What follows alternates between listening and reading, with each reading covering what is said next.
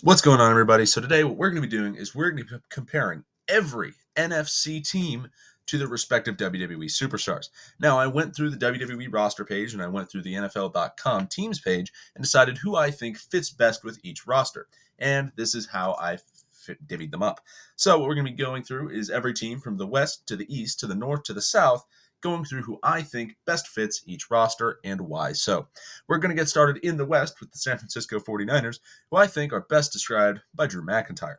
Now, the reason I think this is if you look at both of their careers, with the Niners and Drew, the Niners have been either great or terrible over the last 15 years. They've either been, in the Super Bowl or number one overall pick. Drew McIntyre in his career has always been best of the best, see his most recent couple of years, or terrible, see when he was young, 2019, 3MB, etc., etc. I think they fit well together here. And even more so, wherein last year they were peak, they were great, they were top of the line. World title match at WrestleMania, world title match in the Super Bowl, but just fell off this year. Now, it's not either of their faults. The Niners, they had a lot of injuries and just weren't in a good situation. However, with Drew, it was just poor booking. He wasn't able to fit into Mania plans. And either way, they both fell off this year. Drew looks like he's going to go into a match with Damian. The Niners are having, I think, a top 10 overall pick. So, both rosters, both franchises, both people, I don't know how to describe them both as entities, but I think I'm going to use entities from here on forth. Nevertheless, both entities are talented. They just have not had the year that they've been looking for. We move on in the West with the Seattle Seahawks, who I think are best described by Kevin Owens. This is because they have both been consistently, at least, good. They've always been consistently good lately. But they're making some changes right now. Kevin Owens has turned fully heel. We saw that he was being, a bad guy, but we're seeing shades of indie Kevin Owens at this point. He's taken some absurd bumps and just, been bloody. And that is also a side effect of WWE changing to a PG-14 product. But at the same time, he's still making a lot of changes to his character. Not necessarily changes that, they're new, but they're being brought out. And the same thing with the Seattle Seahawks. They're taking some gambles. They're picking up guys like Cooper Kupp. They're picking up guys like Sam Darnold. And when I made that video about a month ago about what are the Seahawks doing, I think I kind of rescind what I was saying there because I now see where they're going for this. They got younger at the quarterback position. They got some weapons, and hopefully it looks like they're pushing for a ring or at least somewhere close to it. We will see where they end up. Same thing with Kevin Owens here. He's pushing to hopefully have that top-tier match. What it's going to be, it's probably going to be him and Randy. Matter of fact, it is him and Randy, because I do remember that I read that, and I actually made a video on it. It's just been that long. Completely slipped my mind. Nevertheless, both these teams are really, really good. Get rid of one of those reallys. And are consistently at that level, which is why I think they fit best together. Then we move on to the LA Rams, who I think are best described by Asuka. They have won the big one. They've won the top tier of their respective sports recently. Not too recently, but 3-4 years ago. But have been dealing with injuries, so they haven't been, where they wanted to be. With Asuka, she's been hurt for a while now. I believe she hurt her ankle, and then she's dealing with some social problems that she has to go through. While with the Rams, last year especially, they had a ton of injuries that really hemmed them down. And the year after their Super Bowl win was a horrible year for them. They had, I think, a top 10 draft pick that year because of how bad it was. And that's just how the turntables for both of these entities, I guess. But the point being, they're very similar in how they've been ever since around 2020. The Rams have been making the playoffs, doing solid. Asuka's been, being in title matches, doing solid. But they're injured, so they can't really do anything about it. We move on to the final team in the West with the Arizona Cardinals, who I think are best described by Carlito. I really can describe why I think that this is the situation they're in with one sentence. They have been around for a long time relative to other entities in their respective sports and are still just okay. Moving on to the East, we have the Philadelphia Eagles, who I think are best compared with Io Sky. They just won the big one. They won the big one. It's not their first, but, they won it. It's a year of them winning the title. but they're not the main focus. They're not what people are looking at. They're not getting the respect they deserve for winning that belt or that championship. See the Josh Allen, Lamar, Pat Mahomes conversation, and see Rhea and Bianca. Rhea and Bianca are just Josh Allen and Patrick Mahomes from the WWE universe. It's that simple. For those of you who don't watch WWE or who don't watch the NFL, this is a good video for you so you can understand at least aspects of the other side. Imagine the Eagles are Io Sky, except have way more passionate. Actually, no, Io fans are pretty passionate. Imagine Io fans on a little bit of cocaine. That's Philly fans. Anyways, they won the big one recently, just are not getting the respect they deserve for doing so. Then we have the Washington Commanders, and for those of you who watch both of these, or just watch football, or just really any of these, this is going to sound disrespectful, but you're going to have to let me cook. I think the Commanders are best described by Karrion Kross. Now, you may consider that a pretty poor comparison. I think it's my least favorite of the ones that I picked. I just couldn't find anybody who was exactly what I was looking for. But this is how I figured it out. They were horrendous. Absolutely bottom of the barrel, awful. But just randomly became good. Now, with Karrion Kross, that was with the story of him like seeping into people's heads about things and changing their character around a certain thing. Wherein with the Commanders, they just turned like a 4-13 record into a 12-5 record in like a year, which is absurd. The inverted form of the 21-22 Rams was the 23-24 Commanders. And therefore, they are very similar here, wherein like no respect was given to them. They were just bad. They had no regard for them being anything more than bad. And all of a sudden, one change, and they are the top team. They're one of the top guys. Now, I don't think Kross is at the point the Commanders are at yet, but he's like getting there. It's a tortoise in the hare, right?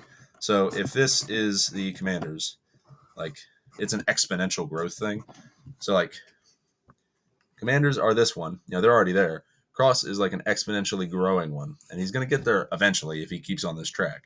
But point being, as I said, this is not my best comparison here, but it's the only one I could find that worked. Then we move on to the Dallas Cowboys, who I best compared to Brock Lesnar. Also one very short, very sweet, still has supporters somehow. That's the only sentence that I really need to describe this one. If you watch football, you know. If you watch wrestling, you know. And if you watch both, you really know. If you don't, go ahead and Google it. Other than the Brock one, you might want to not Google that. Nevertheless, we move on to the New York Giants, who I think are best compared to The Miz. About a decade ago, they were great. They were pretty good about a decade ago. And, a little bit since then.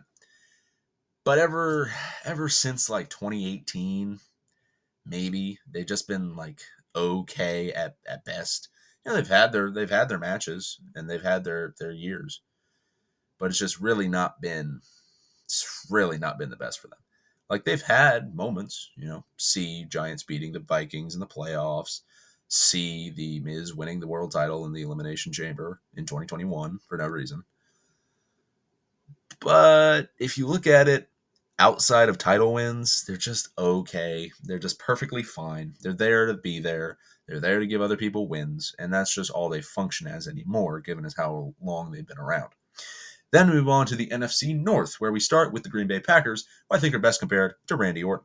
They have a great history and have been good throughout different phases of their time as an entity. But lately, they've been injured, and it has hampered their growth a bit. So with the Packers, you see Jair Alexander. He's been hurt. Jordan Love's been hurt. Christian Watson's been hurt. And there's been a lot of injuries on the Packers lineup, causing them to not do as well in the playoffs. Meanwhile, Randy Orton, until about a year ago now, has been out forever. He's been out for like a year and a half with a back injury, and that sucks for him. But he's come back. He's gotten a lot better. So, wherein with my graph of the Commanders and Kross, we have Randy Orton and the Green Bay Packers. So Randy Orton is already at this point, while Green Bay is hopefully trying to get to this point in an exponential sense. Then we move on to the Detroit Lions, and I think this is my favorite one, who is best compared to Sami Zayn. They've been around for so long. everybody who isn't like a big fan of one of their rivals really loves them. They so want them to succeed. Other than me, I'm the one exception because I don't like Sami Zayn. And they're so close to winning the world title. But they're not there yet. This is the closest they've come, the closest time for them to be there.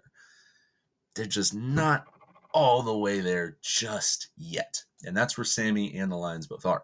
And I think Sami is starting to get out of that phase. If you see it as like a rotational thing, as like a cycle, you know, if this is when you're in your world title contention, and this is like you're not in world title contention, Sami is like here, whereas the Lions are over here.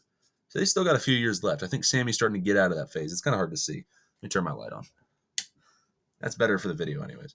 As you can see, Sami is there, Lions are there. Point being, they're both teams and entities that people love, but they're just not at that world title scene just yet.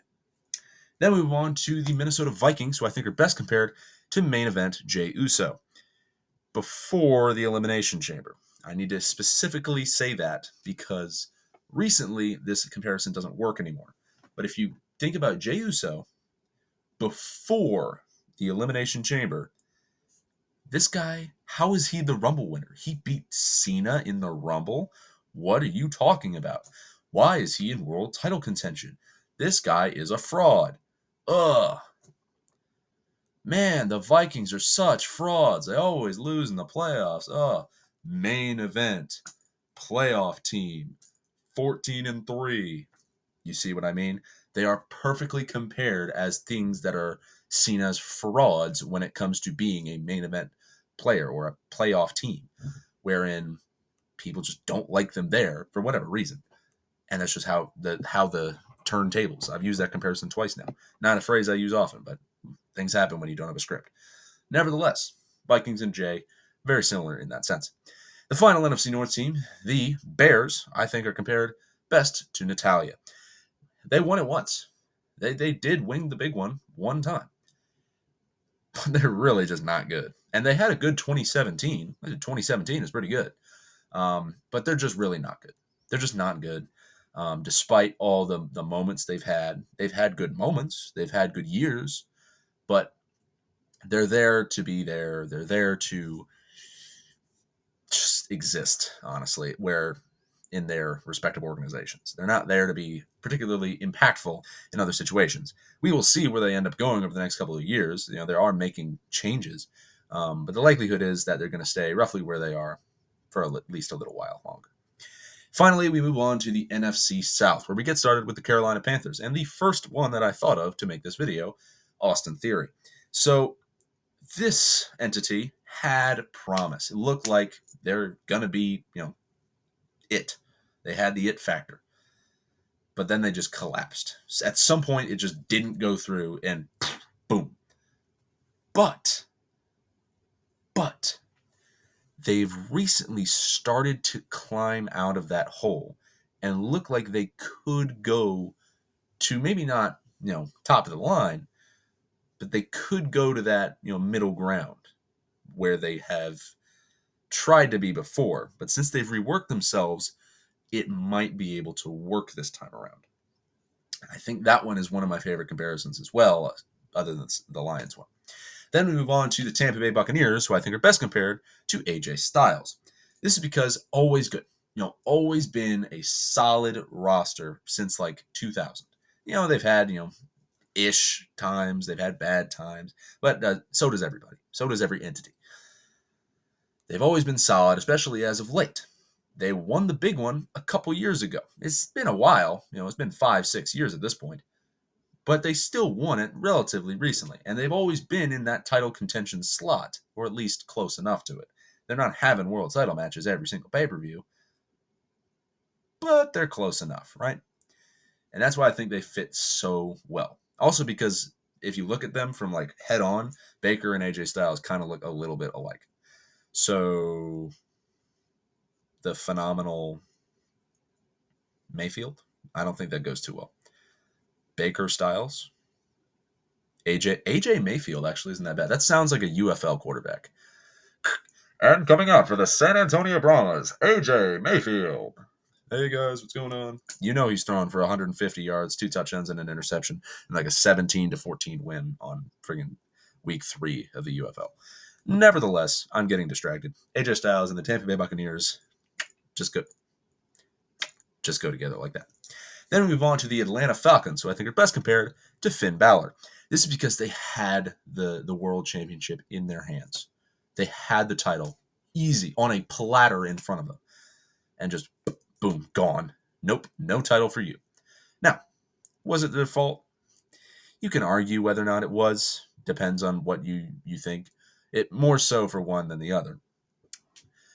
Maybe just they couldn't overcome what they had to deal with. Like, even though it may have looked good in the beginning, they could not overcome what they were about to deal with. And because of that, that's unfortunate for them. They've never really come close since. But they've always been around, and you always think they have that thought about them. Like, man, we were that close. Still couldn't get it done, though. But I hate the Falcons, so I don't care. And lastly, because I said I hate the Falcons, you can probably guess that this is my favorite team if you don't watch my videos already. The New Orleans Saints, who I think are best compared to Damian Priest. They're a one-time champion. A reign that, it was solid. Didn't really have the best run, especially the year afterwards. But they're just kind of bland now. They're just there. Like, they're not even a team competing to be the worst. They're not a team competing to be the best, or an entity, I should say. They're just there. So, Saints versus 49ers, Drew versus Priest. Looks like it's coming up for Mania or week 4 of the NFL season. We will see. Who's going to end up winning? The likelihood is it's probably going to be the Niners for no particular reason. Same with Drew here. But he's just been there.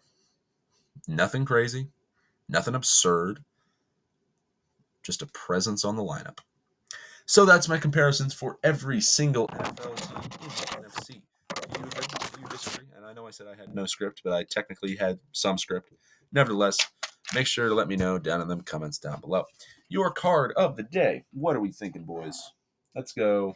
I already did the Carpenter bee in here. Let us go with Pineapple the dog. So here is your card of the day. It's a dog named Pineapple. Quote, the Westminster Kennel Club, established in 1877, is America's oldest organization dedicated to the sport of dogs. It hosts the iconic all-breed Westminster Kennel Club Dog Show, the second longest continually held sporting event in the U.S., and, since 1948, the longest nationally televised live dog show. Westminster. There's only one. As I said, make sure you have a good day, good evening, good night, good morning, good dawn, good dusk, whatever. Make sure to watch any former or future videos on this channel, and goodbye.